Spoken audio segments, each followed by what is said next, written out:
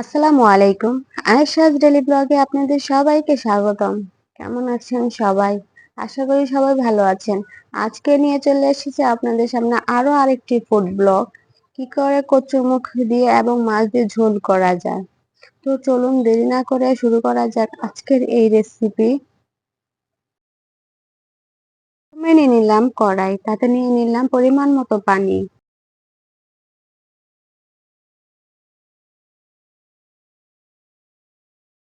তারপর দিয়ে দেবো এখানে কচুরমুখী আমি খুব ভালো করে ধুয়ে নিয়েছি।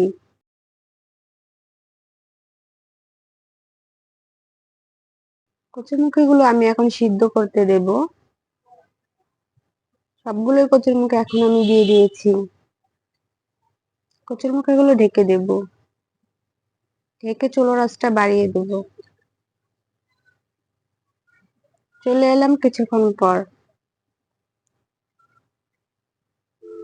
হয়ে গেছে আমার কচুরমুখী সিদ্ধ করা। এখন আমি উঠিয়ে নেব। কচুরমুখীগুলো উঠানোর পর আমি কচুরমুখীগুলোকে আবার ধোবো। তারপরে একটু ঠান্ডা পানি নিয়ে নেব। এখন আমি এগুলো ধুয়ে ঠান্ডা পানি নিয়ে নিয়েছি। এখন এগুলো খোসা ছাড়াতে আমার খুবই ইজি এবং খুব ভালো হবে। তবে কচুরমুখীগুলো কিন্তু ঠান্ডা হয়নি, তার কারণে ছুলতে একটু বেশি সুবিধা হচ্ছে। আপনারা চাইবেন গরম গরম থাকতে কচুরমুখীগুলো ছুলে নিতে, তা না হলে ছুলতে একটু বেশি প্রবলেম হয়ে যায়। খুব সুন্দর সিদ্ধ হয়ে গেছে আমার সবগুলো কচুরমুখী ছোলা। এখন আমি সবগুলো কচুরমুখী হালকা করে ভেঙে দেব। মুখগুলো একটু ভালো করে সিদ্ধ করে নেবেন, তাহলে খোসাগুলো ছাড়াতে ইজি হয়। সবগুলো আমি এখন এরকম করে ভেঙে নিয়েছি। এখন আমি সাইডে রেখে দেব। নিয়ে নিলাম এখানে মাছের পিসগুলো। আমি এখানে 7 থেকে 8 পিস মাছের পিস নিয়ে নিয়েছি। তারপর দিলাম সামান্য পরিমাণে লবণ, সামান্য পরিমাণ হলুদ গুঁড়ো এবং মরিচ গুঁড়ো। এখন আমি সবগুলো একসাথে মিক্স করে নেব। বন্ধুরা অবশ্যই আমার চ্যানেলটি সাবস্ক্রাইব করে দেবেন এবং পরবর্তী ভিডিও সবার আগে আপনার সামনে পৌঁছে যেতে বেল আইকনটি ক্লিক করে রাখবেন। হয়ে গেছে আমার সবগুলো মিক্স করা। তারপর নিয়ে নিলাম একটি ফ্রাই প্যানে দিয়ে দিলাম পরিমাণ মতো তেল। তেলটা গরম হয়ে গেলে এখানে দিয়ে দেব আমি এক এক করে মাছের পিসগুলো আমি ভেজে নেব। সবগুলো মাছের পিস আমি দিয়ে দিয়েছি। কিছুক্ষণ পর আবার চলে আসছি, মাছের পিসগুলো দেখবো আমি এক পাশ হয়েছে কিনা।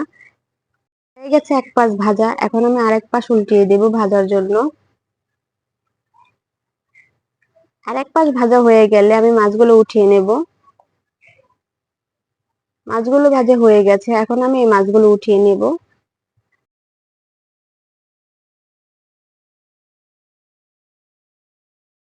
মাছগুলো একটু হালকা ভাজা দিবেন, এত কড়া ভাজা দেওয়ার কোনো প্রয়োজন নাই।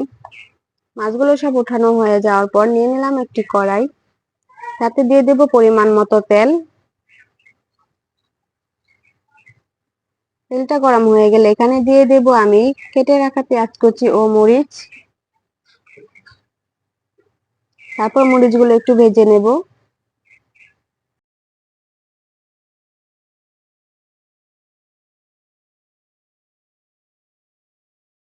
তারপর এখানে দিয়ে দেব আমি 1 চামচ পরিমাণের আদা রসুন ও জিরা বাটা।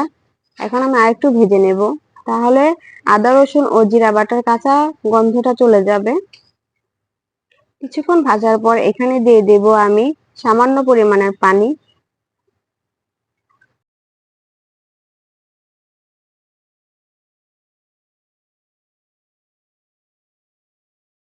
পানি দেওয়ার পর আমি আর কিছুক্ষণ নেড়ে নেব। তারপর দিয়ে দেব 1 চামচ পরিমাণ লবণ, 1 চামচ মরিচ গুঁড়ো, 1 চামচ হলুদ গুঁড়ো, 1 চামচ ধনিয়া গুঁড়ো। তারপর আমি আবার খুব ভালো করে নেড়ে নেব।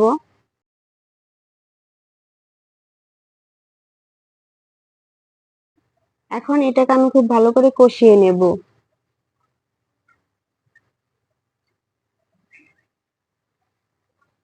মশলাটা কষানোর পর দিয়ে দেব এখানে আমি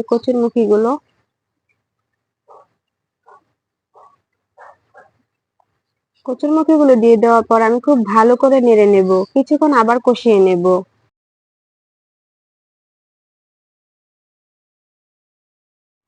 কিছুক্ষণ কষানোর পর এখানে দিয়ে দেব আমি পরিমাণ মতো পানি, যেহেতু এটাকে আমি ঝোল করব তার জন্য পানির পরিমাণটা একটু বেশি দেব।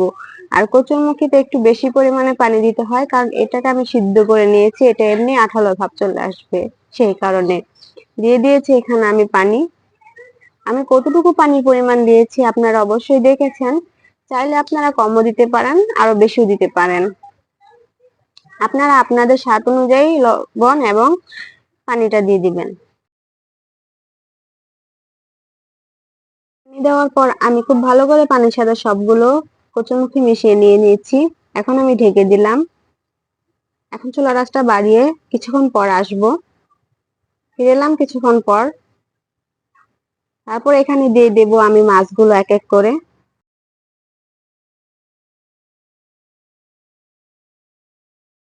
সবগুলো মাছ আমি দিয়ে দিয়েছি, এখন আমি একটু নেড়ে নিলাম। কিছুক্ষণ নাড়ার পর এখানে আমি ঢাকনা দিয়ে ঢেকে দেব। এখন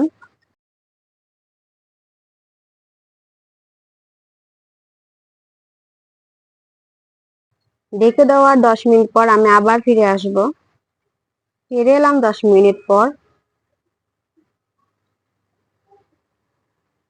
এখন দেখবো আমার এই তরকারি রান্না করাটা কি হয়ে গেছে কিনা।